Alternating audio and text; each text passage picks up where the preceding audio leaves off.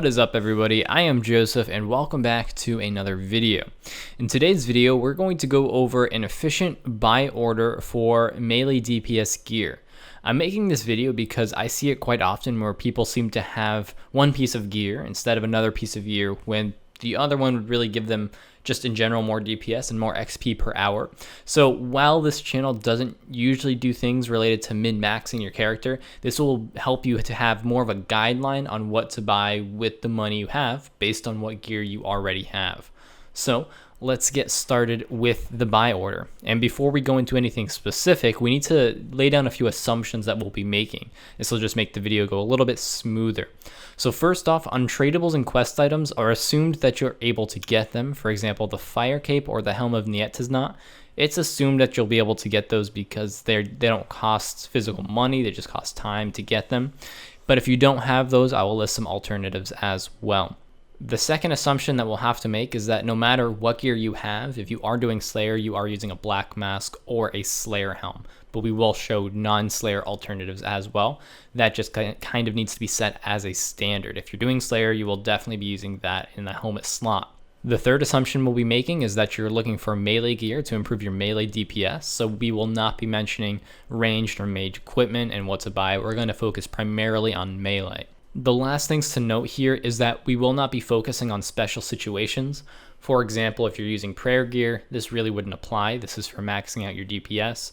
If you're fighting something with a specific weakness, this won't cover that. This will really be just a general case. If you're just in general looking to improve your DPS and you have some money, this is what you should buy and in what order to buy it. And the last assumption we need to make is that you'll be making money in increments of 5 mil. And that's how I'll be referencing most of the money in this video, just because it'll make the video a little bit more smoother and easier. So I'll tell you which thing to buy in which order as you make that 5 mil, but I will be jumping in increments of 5 mil. So now that we have all of that out of the way, let's get started into the actual content. On screen, you see kind of the base build that we're going to be basing this video off of. The total amount to get this build is around 280k. Again, it does include things such as a Fire Cape or a Helm of Nietiznat, which are gated by quests or activities. And if you don't happen to have those, there are some alternatives listed on screen, such as the Legends Cape or an Obsidian Cape. I won't be calculating that into the total cost, but those are other options. Something else to mention is the Barrows gloves. So if you don't happen to have those, just use the best tier recipe for disaster gloves that you have. So just going down the list of the items that you'll be using, it'll be a Dragon Scimitar, a Helm of Nietiznat, Fire Cape, Amulet of Glory, Fighter Torso, Rune Plate Legs, Dragon Defender, Barrows Gloves, and Climbing Boots. I'm using these items as a starting point because they're easy to obtain and relatively cheap.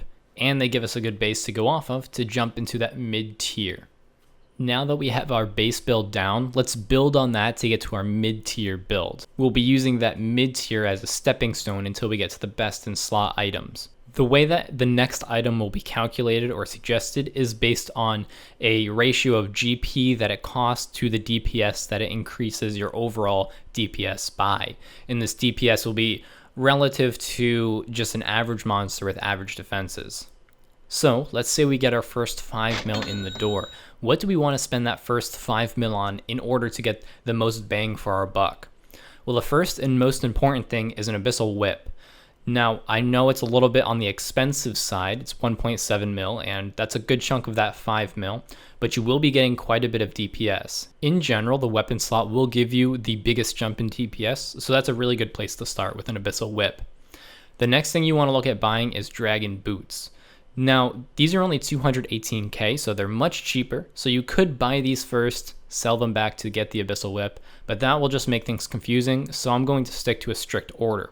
So first off, again, we have Abyssal Whip, then we have the Dragon Boots. Those increase your DPS quite a bit over the Climbing Boots, especially since they're so cheap. The next thing you should be looking at buying is a Berserker Ring. Now, this is something that I kind of struggled with when I got back into Oldschool Runescape a little bit ago, in that I procrastinated on getting a Berserker Ring just due to the cost.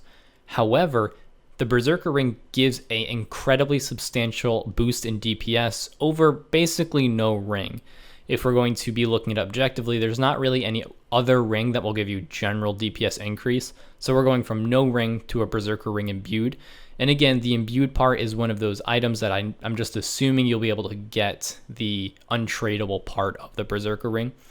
And at 2.5 mil, the Berserker ring gives an incredibly high amount of DPS for the GP that it costs.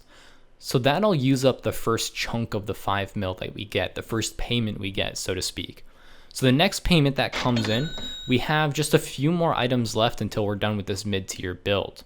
This is usually around the time that people buy a Fury, even sometimes before the Berserker ring, but I'm actually going to push the Fury off just a little bit and focus on the Obsidian Plate Legs.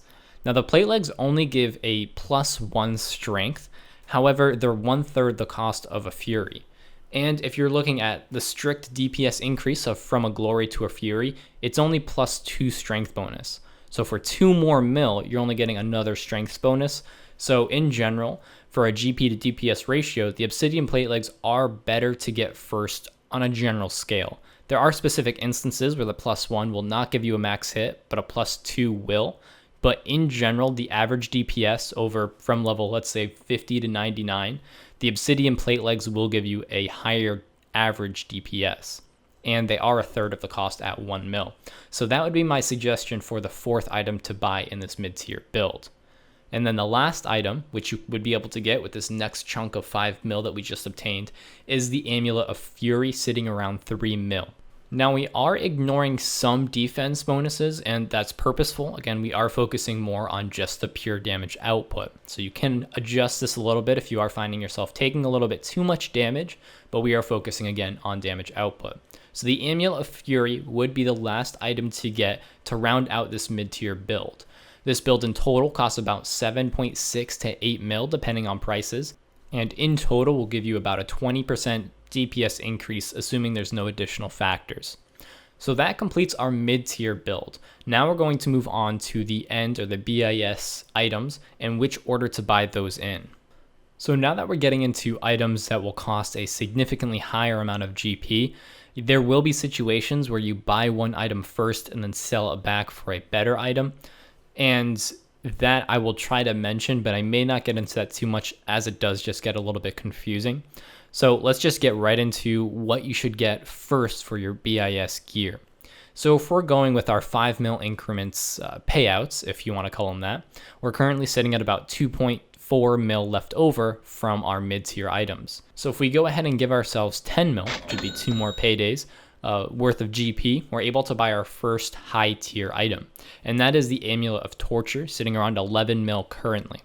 This does give the highest increase of DPS based on the GP that it costs, and is probably the first item you should get when you're progressing from this mid tier to this end tier. Since we are just straight upgrading the next slot from one item to another, we can sell the Fury and then buy the Torture with the money we have left over, which will give us a leftover amount of about 4.4 mil. So to get the next item that we need, we're going to have to give ourselves about 15 mil to purchase the Primordial Boots. Now, sitting at 18 mil, these are more expensive than some of the other BIS items. However, the relative DPS increase that they give is much higher than those less expensive items. So that's why I put this item as the second piece of equipment you should purchase when transitioning into this high tier armor. So now we have 2 pieces, the Amulet of Torture and the Primordial Boots. The next set of things you could buy gets a little bit weird. So the next item, strictly just looking at a linear list, would be the Abyssal Bludgeon. I mentioned before that the weapon slot usually has the highest DPS increase, and the Bludgeon's no different. The only reason I wouldn't sell everything you have to get the Bludgeon, while it would be higher DPS, you do lose a lot of flexibility that just doesn't even out in the end. However, the Abyssal Bludgeon is the next thing you are going to want to kind of shoot for.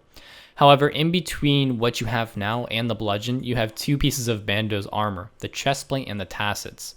Now, this is where I see a lot of people mess up, because I see them get the chestplate and the tassets even before the Primordial Boots or the Torture. And while they do provide quite a bit of boost in terms of armor and a little bit of a prayer bonus, the actual DPS that they provide is not worth getting over either of those items. And they're both worth selling for the Bludgeoned if you don't need a one-handed weapon for whatever reason. So I do suggest getting the bludgeon third. And again, it is quite a bit high in its price. So it's not a bad idea to get the chestplate and tassets first after you get your primordial boots, and then sell those to get the bludgeoned, and then re-obtain the bandos items. So other than some situational or other untradeable items such as an infernal cape, you really have the BIS gear, the best in slot gear that you need for straight melee DPS. There are items such as the Serpentine Helm that do have a niche and do really significantly boost your DPS in general for certain activities. However, we're not going to include that because I do want to stay away from more or less special cases, which is why we're not going to go into items such as the DFS or the Hosta for certain bosses. I want to keep this very general.